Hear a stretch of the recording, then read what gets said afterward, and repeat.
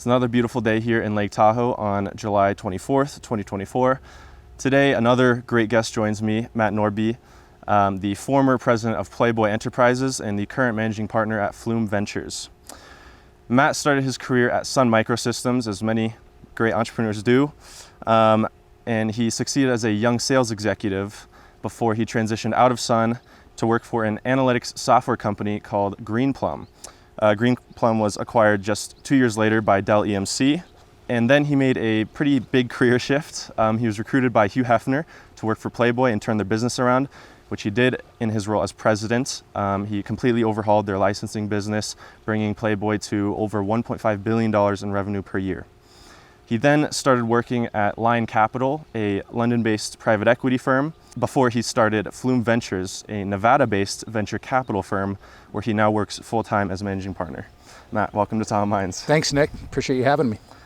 So we'll start off with the beginning of your career. You've said that you're more of a 3.0 than a 4.0 student. How are you able to get such a high-level executive job at Sun at such a young age, and at that be part of their BOB team? Yeah, so BOB stands for Best of the Best program, which probably oversold my credentials at the moment, because as you pointed out, I was not a 4.0 student coming out of Auburn University. Had a good balance at the university of being involved in academics and so forth, but clearly enjoyed the college and university experience. Coming out of school, I was very fortunate. My brother was working at Sun Microsystems and introduced me to the company, and I applied for the program, was fortunate enough to get accepted. But as you did that introduction, you made it sound very linear and simple, and the story is far more complex than that. The truth be told, when I graduated school, I started at Sun in the program, and 9/11 had happened. So it was September 11th, as we all remember, that tragic day. And shortly thereafter, Sun had to downsize. And I was part of that downsize because they removed the Bob program. And a lot of people don't talk about that because they just say, hey, you started at 21 at Sun and you ended up in 23 in a big job running a $300 million business unit within the company.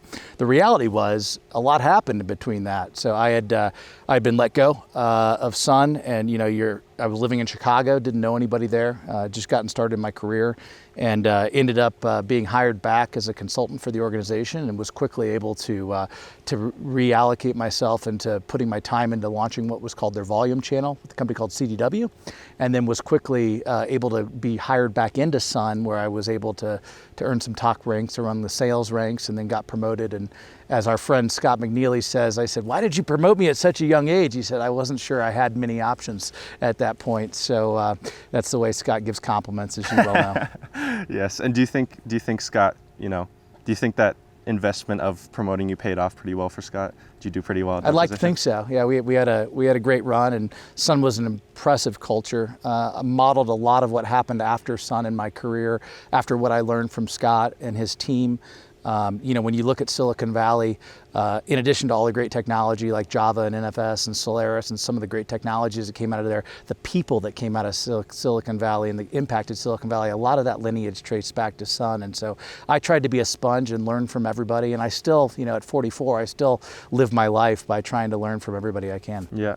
And have you seen that stat? I think it's Sun, ex-Sun employees are 3 times more likely to be the CEO of a unicorn startup. Yeah. Do you think that also goes back to the corporate culture thing? It does. I mean, the corporate culture was the right mix of entrepreneurship. The dress code was that you must. And as you previewed in your introduction, that may have been too strict, because I ended up, for a portion of my career, being at Playboy Enterprises, which I joke with Scott quite a bit about. But yeah, I mean, there's some great talent. Satya Nadella, who leads Microsoft, Eric Schmidt, who obviously went on to Novell and Google, and a handful of others. But yeah, that alumni association from Sun is really impressive, and a lot of that traces back to Scott and the amount of rope he gave you to go be successful, and the focus of being great people and great talent, and most importantly, high character people. Yeah. And so you're talking all of this, you're talking about Sun as if it was just such an amazing experience, and then you left Sun. You followed another employee out of Sun and started a company called Greenplum. What was that like, and why did you decide to make that transition? Well, to be clear, I didn't start the company. I joined a couple talented founders that had already started the company, but they brought in the president of sales, a gentleman by the name of Bill Cook, who's still a dear friend of ours. And they really needed to professionalize the company and start figuring out go-to-market. And a lot of young companies today are trying to solve for that. They've got really smart technical founders, but they have to figure out how to go get the next 10 logos that are really going to be transformational for them. And so I was fortunate enough to be recruited out of Sun. It was the toughest day. I'll admit to you that I had some tears in my eyes leaving and handing my Sun badge because it was just such an incredible experience. But it was a similar culture we brought to Green Plum, and we were fortunate enough to build that over a period of time and get that sold to EMC at the time was the largest exit in the big data era at the time, and just worked with some incredible founders and incredible talented team there. And a lot of those guys went on and sort of did the next generation of the startups that you're seeing being funded now. So it was a great experience. Obviously, you had to sweep the floors. You had to be your own admin. You had to really focus on being a true entrepreneur, and that was a wonderful experience. And was that sort of plan that you were going to get acquired, or what was the startup landscape like? What was your thesis when you're starting the startup, or were you mostly just focused on the initial product, not the exit? Well, look, I mean, I think everyone has a plan until something goes wrong. I think the thesis was that I was going to work with some really smart people that were high character, that I trusted, that I would do anything for, and I'd go find some great customers that we could scale the business. You never build a business with the intent of it being acquired. You build a business for it to scale and go public if that's your goal, or stay private. I mean, I look at businesses that Dr. Goodnight, for example, who founded SAS in Cary, North Carolina. He's built one of the greatest private companies that nobody talks about, but I'm really impressed by it. So, I think you build a standalone business and good things happen along the way if you have great character around you and good people. And so that sort of was the thought process behind Green Plum. It was really more about the people, and then obviously the product market fit of the technology. And I apply a lot of that to what I do at Flume today. I mean, having been an operator, which surprisingly not a lot of investors have had that sort of experience of needing to jump in and figure out how to build a company. It taught me a lot. It taught me about building teams. It taught me a lot about having empathy for the true struggle of startups. A lot of people talk about how successful the Facebooks are, and Zuckerberg, who has a house down the road, and Elon and all those guys. But I can tell you, it's not a straight line and nothing's linear. And so, it was a humbling experience, and I try and take that empathy and those learnings to how we apply it to our Flume investments. Yeah. And you're probably not going to like this question because you're such a humble person, but why do you think they wanted you? Why did you get recruited out of Sun to work for them? Yeah, look, I love business. I think there's a point in my life, at least, and it probably happened around 15, 16 while I was still in high school, where you stop reading the sports page first and you read the business section first. And I think people either have intellectual curiosity or they don't. I'm by nature a very curious person. I like to understand. It seems like you share that, Nick, and just by the fact that you wanted to have this conversation. It's fun for me to listen to people on what they do and why they do it. And I think that intellectual curiosity drove me. But I also, at Sun, I worked real hard at a very difficult time. The dot-com bubble had just burst. We needed to reinvent ourselves, and I needed to build a team of people that were used to, they were in their 50s at the time, and they were used to the fax machine sending purchase orders in. And I had to go redefine a culture. And I think I learned how to take teams and build teams, and I've applied that to everywhere I've gone since then. That's awesome. And so after Green Plum was acquired, you worked for Dell for a little bit, and then you jumped into Playboy. Can you talk about that transition a little bit? Yeah, so at the time it was called EMC. This is pre-Dell acquiring the business. Our group was run by a guy named Pat Gelsinger, who's probably most famous now for being the CEO of Intel. So again, this world of tech is sort of a tight-knit community here. I have a lot of respect for Pat and what he's doing. He's got a tough job ahead of him, competing with some of the emerging players such as NVIDIA and others. But yeah, so I was there for a period of time. I stayed to do the integration as I committed to doing. But I didn't want to be back as a VP of a large Fortune 200 company. I had done that, and I felt very humbled to have had that opportunity. But I wanted to continue to learn. I was inbounded by the group that had just taken Playboy private. It had just been taken private, and Christy Hefner, who's a dear friend, had just transitioned out of the business. They had brought in a new CEO who I was friendly with, and they asked me, hey, would you be interested in coming and helping us do a digital turnaround at Playboy, given my experience with big data and technology. And really what I realized when I got there was they needed business talent. And although I got there, they were thinking more about applying my my venture capital or my digital enterprise experience to Playboy and professionalizing that organization, it was very clear that Play was the rabbit head logo. You've lived in China, I've spent time in Asia, I've had a home in Hong Kong, and I look at that and say it's one of the great iconic brands. It deserved to have the right licensing partners, and so I got there and very quickly realized the best path to profitable revenue was to build a business around the rabbit head logo and find the right partnerships, and so that's what I spent my time at Playboy doing. Yeah. So you came into Playboy for a digital turnaround, but then when you got there, you found out that it was more of a licensing play. Did you know anything about licensing? Were you kind of teaching yourself on the fly? What was going on there? Yeah, well, look, I mean, everything is licensing when you think about it, right? The business model was predominantly a print media magazine, which in the United States, that's what it's known for and had been known for. But really the value was unlocking the potential of the brand. And so whether that's a digital licensing deal where you can, do games around the Playboy brand, whether it's social media or other platforms we had, it's all licensing in the end. So I'm licensing the rabbit head logo to the Palms Casino, for example, to have the Playboy Club there.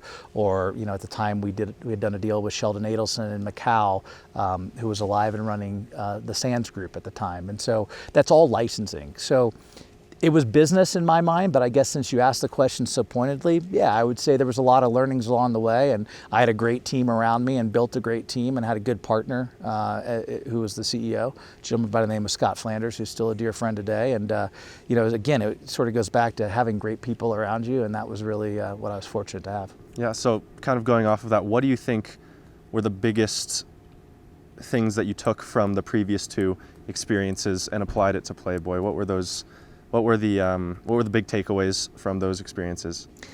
Yeah, look, it's all about understanding what makes people tick, right? And having empathy and understanding people's situations. But admittedly, I had never gone in to a large creative organization and had to help professionalize that. And that was a challenge.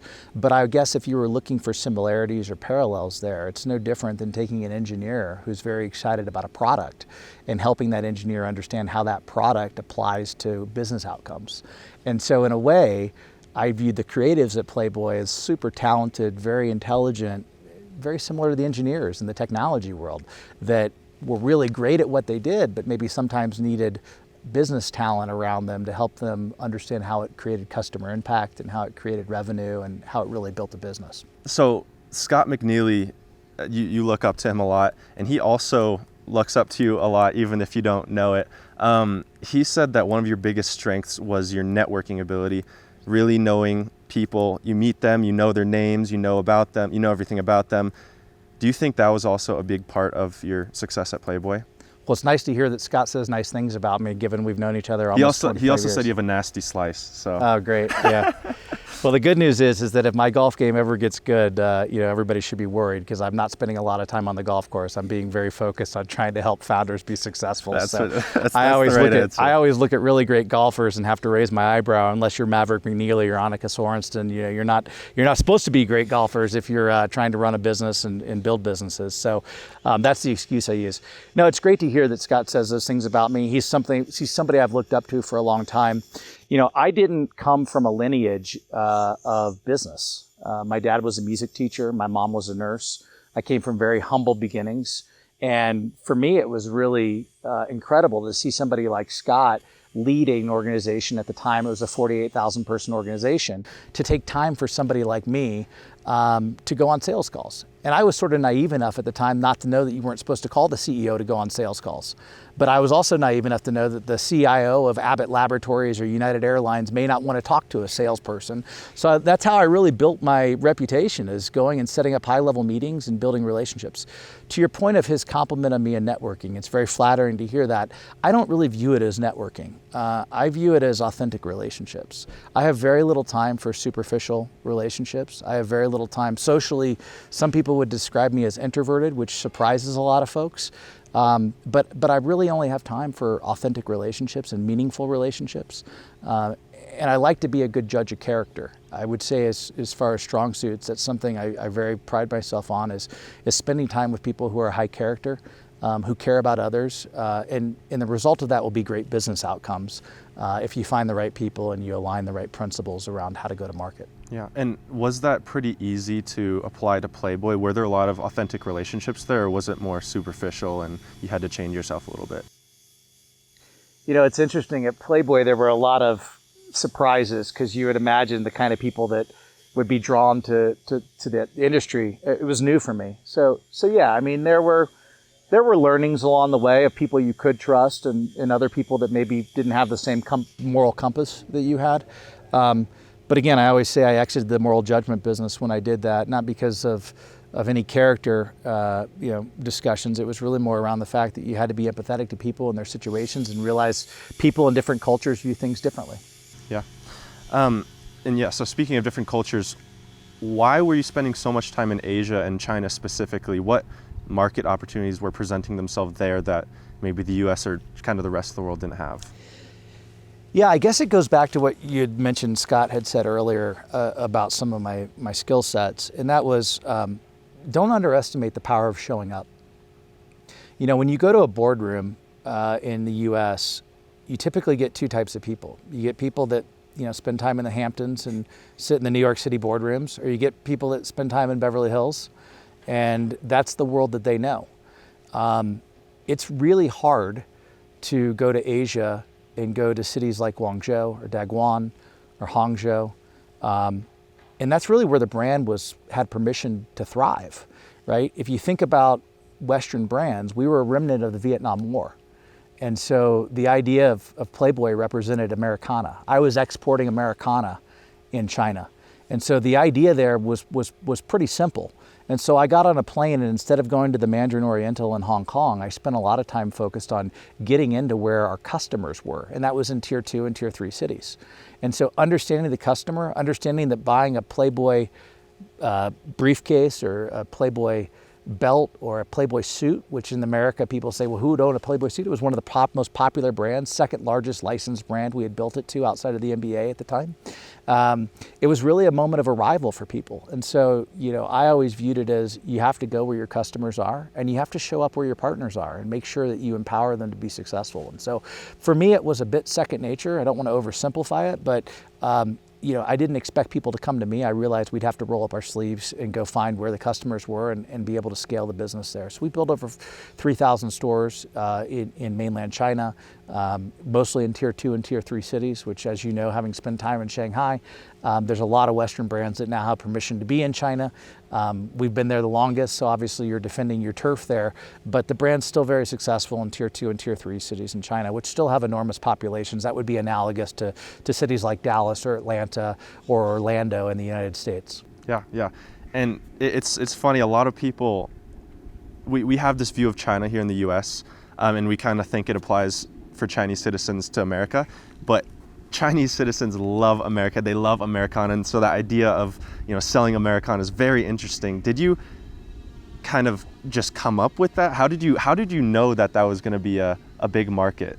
Well, I had a really talented CMO that we brought in to Playboy. We brought her in from Endeavor, which at the time was called William Morris, and she'd worked with a lot of clients and so forth. So she understood brand, and her and I just iterated on what is this brand that we have? How do we dust it off a bit, and how do we make it more than just a media property?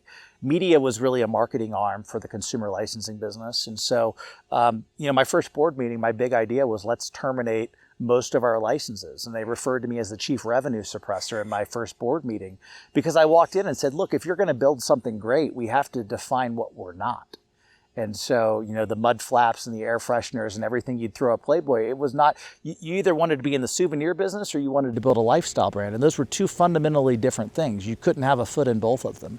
And so we focused on building a lifestyle brand, and I had a great team around me that helped me do that. But candidly, I didn't spend a whole lot of time in the office. I spent a lot of time on airplanes in Brazil and China and India and Russia at the time, and really scaling that business. And so a lot of it was learning on the fly, but a lot of it was just building good relationships with high character folks where you could find them. Yeah, and just what was the split you think you spent in America versus outside of America, any of the countries that you were traveling back and forth between? During my tenure, it was probably 70-30 international. Wow. Yeah. Wow. That's huge. So after Playboy, can you just talk about really quickly why you decided to exit Playboy and start some other things? Yeah, I think it's really important to always reinvent yourself. And when you enter a role, it's important to have a mission, right?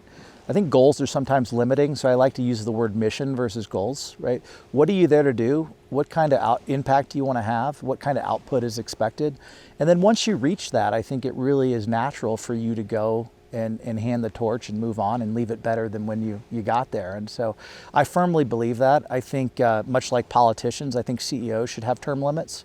I think there is a sort of thought process around inspiring and building great benches and teams. And if you look at the lineage of a Jack Welch, Nardelli and others, and Scott obviously mentored a lot of great people that went on and did wonderful things. And so, I'm not opposed to the idea of much like politicians, forcing people to reinvent themselves so they don't get too comfortable in their tenure and their role, and they forget about the most important thing, which is developing great people around you to serve your customers. Yeah. And so after Playboy, you worked for Lion Capital, a private equity firm based in London. Were you in London? Were you traveling back and forth? Were you working in America? And why did you make that decision? Yeah, so look, I had met the founder, a guy named Lyndon Lee. And Lyndon was most known for consumer brands. So he was partnered with Tamara Mellon at Jimmy Choo and really took some iconic brands and scaled them. We had met during my tenure at Playboy. Candidly, I had felt Playboy had grown and scaled to a really impressive number from a licensing perspective. Sometimes when you build a business, you know when it's time to try and monetize that. So I'd had permission from the board to go out and have some conversations with some potential buyers. And I met Lyndon along the way. And although there wasn't a transaction to be done with Playboy and Lion Capital, there was a great friendship that formed and a lot of mutual respect. And he called me and said, "Hey, would you come in and work with me at Lion?" And I said, "I'm not really looking to do private equity. I viewed myself as an operator and still do to this day."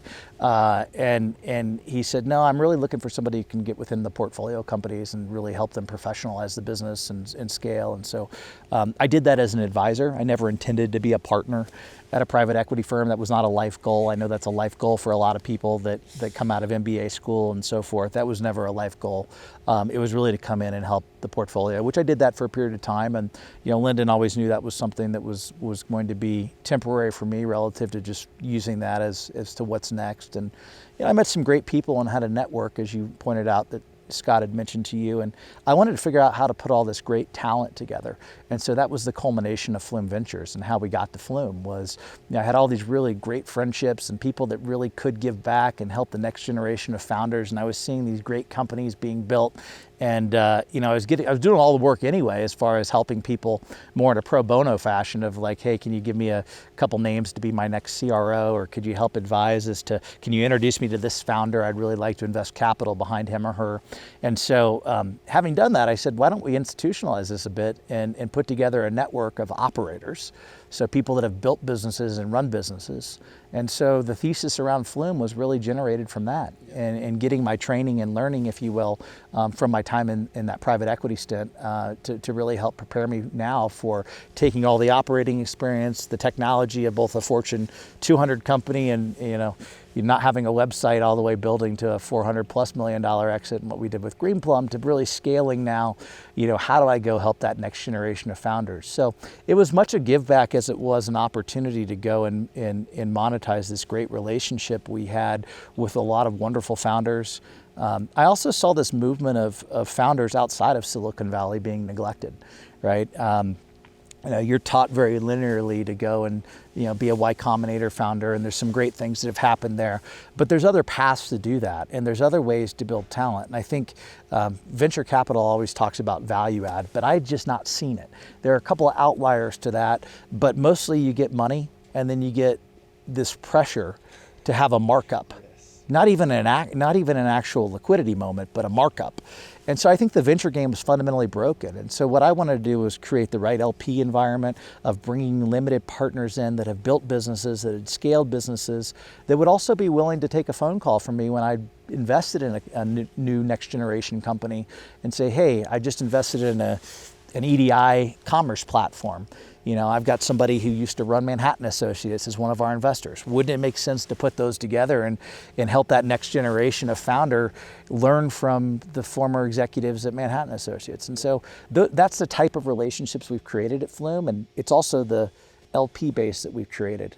People ask, well, why didn't you go raise $1 billion fund? Why didn't you go take money from CalPERS or from all these other big institutions? And it was really never intended to be that. It was a group that was focused on wanting to help the next generation. And then, of course, the general partnership, which is our group, outside of the investment returns that we make for our LPs, the general partnership is focused on giving 10% of our profits and reinvesting it here to create a tech hub in beautiful Lake Tahoe, but also in the greater state of Nevada. And so that's a longer term play, obviously, because you got to go find the great companies to invest in. We're obviously agnostic to location, but we want to reinvest here in the greater Nevada community and create a tech hub with some of the profits that the general partnership creates. Yeah, awesome. And just finishing up with Line Capital, were you in London? Were you working in London, or were you in the U.S. at the time? Yeah, so at the time I lived here in Lake Tahoe. Okay. So during my Playboy tenure, the last couple of years of the tenure, I was on the road so much. You'd ask about my international split, that I bought a home in Incline around 2012. So we're going back a ways now, and I found it as an escape for me. And people say, oh, well, poor you. You were having to come back from international travel and host people at the Playboy Mansion and spend time with Hugh Hefner. I mean, from the outside looking in, I didn't get a lot of empathy from people. But the reality was, it's a lot of pressure running a business, and I needed a place to escape. I needed some anonymity. Everybody in LA wanted something from you when you were in that role, so there were a lot of superficial relationships. Yes, I know a lot of people, but I can tell you, I keep the people I know authentically a lot closer than the people that are superficial in your life that obviously wanted access and the access that you had. And so I found Incline as a great place to come and escape. And once I met my wife and decided to have a family, there was no better place in my mind than right here in Incline Village in Lake Tahoe to raise a family. And we've raised our kids here, and I have a 10-year-old and an 8-year-old, and it's all happened right here in Incline Village because I think this is a great community and there's wonderful people. And, I learn from the community around us every day and try and give back as much as I can. Yeah. So transitioning from private equity, was it kind of second? Because private equity and venture capital are similar, but they're different. You're usually investing in much more mature companies with private equity, very, very early companies with venture capital. Was that still pretty easy for you to transition, having been an operator before and having a great LP base to look for advice? I don't use the word easy for anything that we do, because if it's easy, it's not going to be, the rewards are not going to be as meaningful. Look, I think it was really more around operating experience and less about the PE versus VC. And the reality is, if you're an operator, you learn a lot about what works and what doesn't. There's a lot of trial and error. There are a lot of mistakes that are made, and if you can help the next generation avoid that, I view that more as what we bring to the table as operating expertise versus traditional venture capital. You can go hire an MBA and put them in an analyst job and promote them at Goldman Sachs to a corner office. That doesn't make them qualified to opine in a board meeting as to why decisions need to be made and business outcomes need to be created for a company or an entrepreneur to be successful. Yeah. So you briefly touched on this, the state of Nevada, and a different way for entrepreneurs to succeed. But can you talk a bit more about why you opened up headquarters here in Incline Village rather than maybe somewhere in California, Silicon Valley, that area where all the hustle and bustle of startups are happening? Yeah, look, you'd be surprised to learn a lot of the great people that you associate with Silicon Valley actually either have nexus to Lake Tahoe, or if they're smart, in my mind, they live in Incline Village, just given the advantages and the economic advantages of that, but also the wonderful community that's created here. It's second nature to me to start looking. I think COVID accelerated this, that you can be successful outside of what's perceived to be a hub. And I think more and more California's had their challenges of retaining talent and developing talent. I think it's an expensive place to get your career started. I would encourage you, as you start looking for what's on your professional horizons, to be thinking about where's a great place to start a career. And I want Nevada to be on that list of an option for people to come here. There are wonderful entrepreneurs on this very beach that we are. We're a mile away in both directions from some of the greatest entrepreneurs across the tech industry that you could possibly name. They've all had influence on my life, and I'd love them to have influence on the next generation. And I think if I can help be a conduit to creating that magic and helping that happen, I'd love for that to be the case. Yeah, that's awesome. So when you were building your team at Flume, you were kind of crafting a portfolio of LPs first and also general partners. What were you looking for when you were building your Flume team? Yeah, I was looking for people that have been there and done it and built businesses. It's the number one trait I always look for is character. I call it humble confidence, but being able to have humility and understanding, because I think when you invest, the one missing trait is empathy. I think people don't understand what founders go through every day, and I think I think the successful outcomes are created by having a great team around you. So I looked for character. I looked for people who have been there and done that. I tapped on Imran Khan's door, who obviously is best known for his time at Snap and partnering with Evan Spiegel to build that company into an IPO ready business. But prior to that, what most people don't know, he was a very successful analyst on Wall Street. He was the number 2 analyst on Wall Street for technology when he was working at JP Morgan right out of his university time, and then went on to help companies like Alibaba go public in an IPO format. So if you're looking at early stage or late stage, what I always say is in my late stage portfolio businesses that we invest in, there's nobody better than Imran to really help mentor them and help them think about what they need to do to be professionalized, to get ready to go into the public markets if that's their ambition. So I use Imran a lot for that.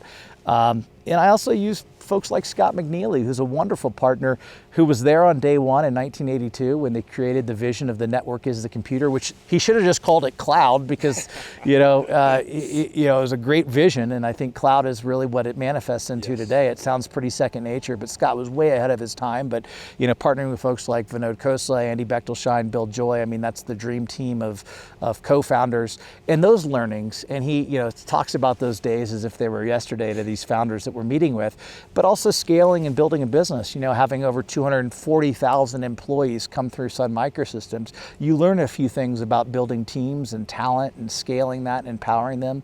And then of course I needed the talent of having your traditional investor background. So I invited a really bright guy who had graduated Harvard and played sports there, which I think is a unique trait, right? I think it's great to go and have a career in early private equity and investing and investment banking. But I also look at traits and that competitive fire to win. So I hired a Harvard lacrosse guy to come in and be my partner. As a young guy, really smart, just relocated from New York City to Incline Village. So probably a bit of a culture shock to him, but shares our values, shares our passion. And he's a wonderful sounding board for Scott, Imran, and I. And I think we have a good core team. And we're always looking to scale and build that and make that better. Yeah, and what about that younger kid? Because the rest of your team is older, more experienced. What about that younger kid really made you like him, want to pursue him, want to get him to work for you? Well, there's this inflection point where I used to be the youngest guy in the room. When you walk in and they say, well, where's the boss? And they see a 23-year-old walking in the room. You know what it's like to be the youngest guy in the room. And then when you hit 30, you start realizing you're with your peers. And when you hit 40, you start becoming one of the older guys in the room. And then once you start losing your hair, getting gray hair, you start realizing that maybe you have some wisdom, but you should let other people talk and listen. So I always say, talk less and listen more, because you're always going to be enlightened. That's that's been a principle in my life. And I think people with different skill sets. So to answer your question, I think outside of age, it's also the skill sets. So someone who's highly analytical and quantitative is different than somebody who's qualitative and brings that to the business. So I think it's really less about age and more around the skill set. But I also think it's relatability too. You need to have young talent around you to make sure that you're relatable. I think I'm in between the previous generation and the younger generation, but maybe that's giving myself too much credit for being in my mid-40s. But Yeah, that's awesome. So you touched on this briefly before with Imran, with the later stage companies. In the VC world, most smaller funds, the firm isn't small, but the funds that are under $1 billion usually start to niche down into certain series, pre-seed or seed, or maybe the, after Series B. Why are you guys stage agnostic? Why do you guys look at everything? Yeah, look, if your strategy isn't controversial, you have zero chance of making money. McNealy taught me that in my early years, right? What we're focused on is founders. There's pattern recognition that you have in founders. And I think that can come as people that have been euphoric on the 2021 highs of getting crazy valuations that made very little sense. There's still great companies there, but they may not be worth what they were told they were worth by this venture capital community that artificially pumped up valuations, right? And maybe that helped them with their marks. And if they have big institutional investors, there are reasons for them doing that. I'm not here to judge, I'm just here to focus on finding great founders. And if that's in a traditional Series C format, or if that's in we're building a business, we're scaling, we want to get started, here's what we need. Those are two separate bookends of stages of venture capital.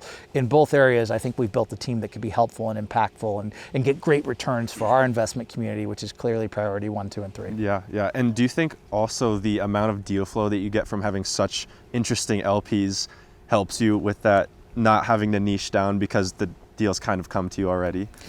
Yeah, look, nothing's easy. I appreciate you trying to simplify it to that. But again, we're out there looking to put ourselves in a great position.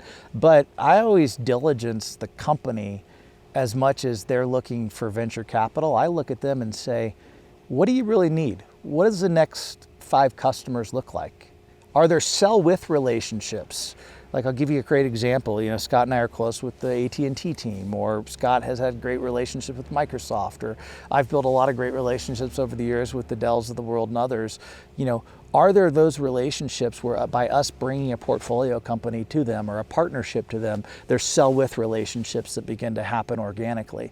And so I diligence them just as much on the business and on the financial models, and we've got great team members that can go do that on what is our ability to help impact the outcome and how can we quickly help you get 5 or 10 new logos based on our relationship where you're bringing something of value to them and we're clearly able to help you by bringing new big logos, if you will, to the business. Yeah, that's awesome. And so I feel like a lot of, or maybe not a lot, but there's many venture capital firms that publish or even promote their portfolio and their startups.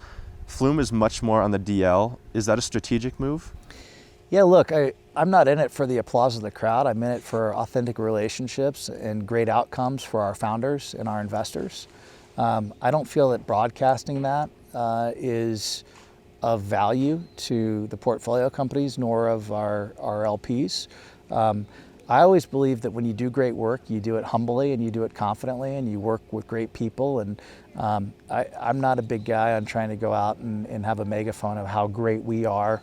I'm more focused on building great outcomes for our founders that we invest behind. Yeah. Because I feel like, even though, yes, of course you don't want to broadcast your, all of your companies, I feel like it could bring them a lot of recognition though, just knowing how much of a microphone these people at your firm have. Yeah, that may be true, and I could probably go start my own podcast and trumpet how great and smart we are.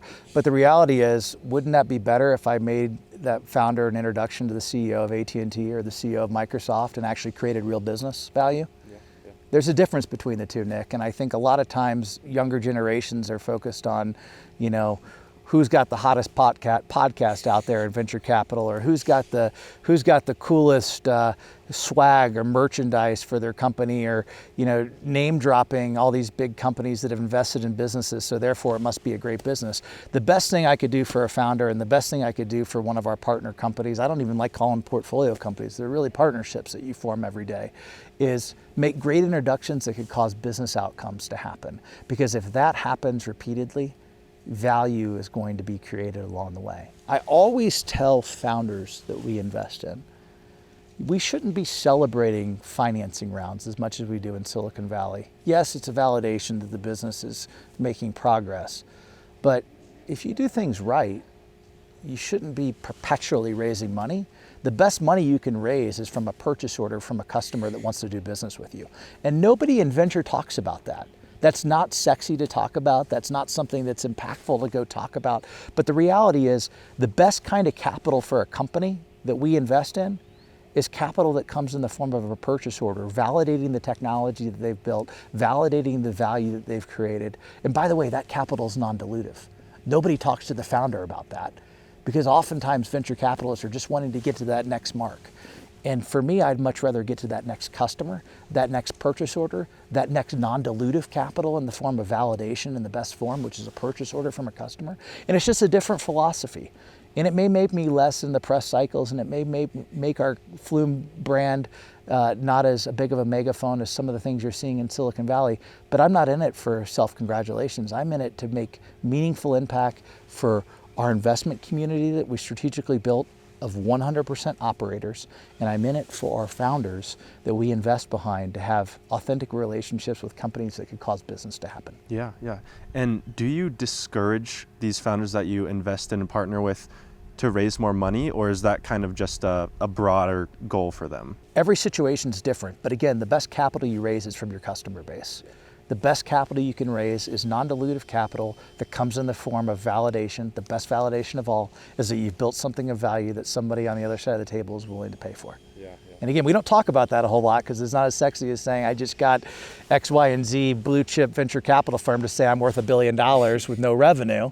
That's not nearly as fun to go talk about because I have a .ai in my business model versus us going and trying to help these founders find true revenue, which is the best kind of revenue, which is non-dilutive capital in the form of purchase orders from people who say, you've built something of value, let me compensate you for that. Yeah. And I feel like this is kind of a paradox within the industry, but when you do start raising these founders in that way where they're not reliant on venture capital money, a lot of the times the VCs want to invest even more. How do you navigate that, and do you try to keep them away, or because they can get money if they want to, but do you think it's a better strategic option not to?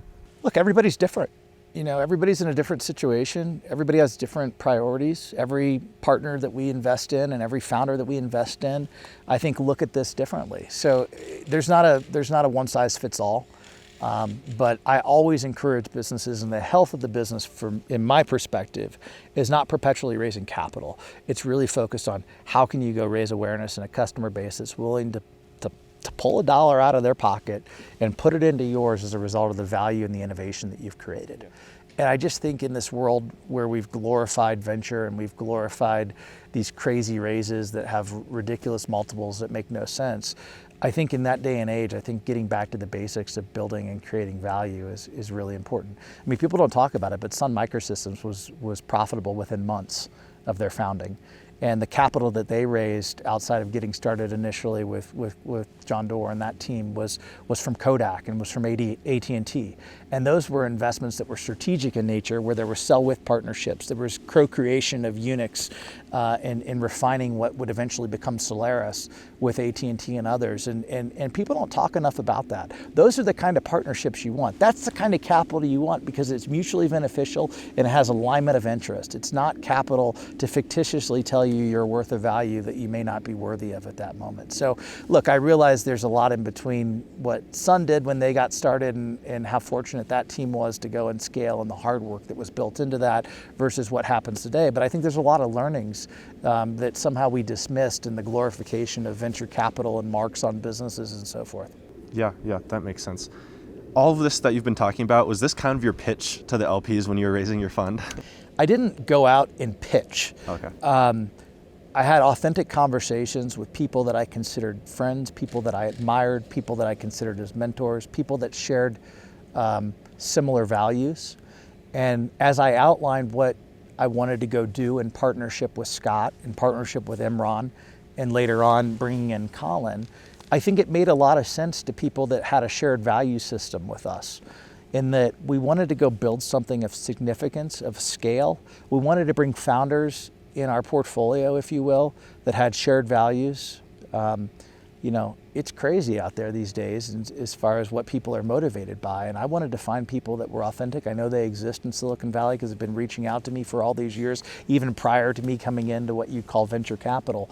And so, the discussion with the investment community that we built, which is, again, they're all operators, was we want to go apply all this operational expertise to the next generation of founders. And if that's compelling to you, I think there's great returns in that business model, which is unique and different from what you've seen institutionalized in Silicon Valley or in Wall Street. And so that's what we went out and talked to people about.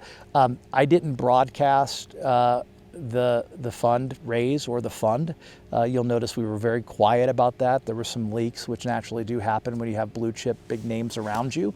But it was not by design. It was really focused on let's take what we know and apply it to the next generation. And a lot of great outcomes will happen as a result of that. And so I was just very blessed and fortunate to have wonderful people, high character people, you know, the same folks that built Workday and PeopleSoft and Sun Microsystems and Prologis and all these wonderful businesses. How blessed was I to have them see the same vision I have and come on board and be a part of the team. And so, you know, really humbled by that. And every day we take that responsibility seriously, and we're out trying to create outcomes that benefit them, but also give them a sense of belonging and awareness that we're helping the next generation succeed. Yeah. You talk about your operating strengths. What other strengths do you think you have, your biggest ones that help you when you're working at Flume, investing in all these founders? It's all about relationships for me, right? I've backfilled from my weaknesses, so I appreciate you highlighting a few strengths, but I have many weaknesses. And so I think the best thing, and it just comes with time and chair, is self-awareness, Nick. And for me, it was understanding that there are a lot of people that are going to be more deeply analytical than me. And so I need to hire those people and bring them on board. There are a lot of people that are going to be more quantitative, and so I need to bring them on board. But everybody we work with are complementary relationships. And so, you know, for me, it was focused on relationships, focused on seeing pattern recognition. Character, it begins and ends with character. If I think there's an area where the founder's not going to deliver on being high character, there's no chance, regardless of what the business outcome could be for our investment community, would we ever invest in that business. Yeah. You talked about this before as well. The state of Nevada donate 10% of the profits going back into reinvesting in the community. What specifically does that look like? Those 10%? Is it nonprofits? Is it other startups? Yeah, look, I think you know, I'm big on private sector. Right, there's only so much the government can do, and nor do I believe we should rely on the government. I don't think that's a safe bet for any of us, regardless of what state you live in, and particularly in the federal government.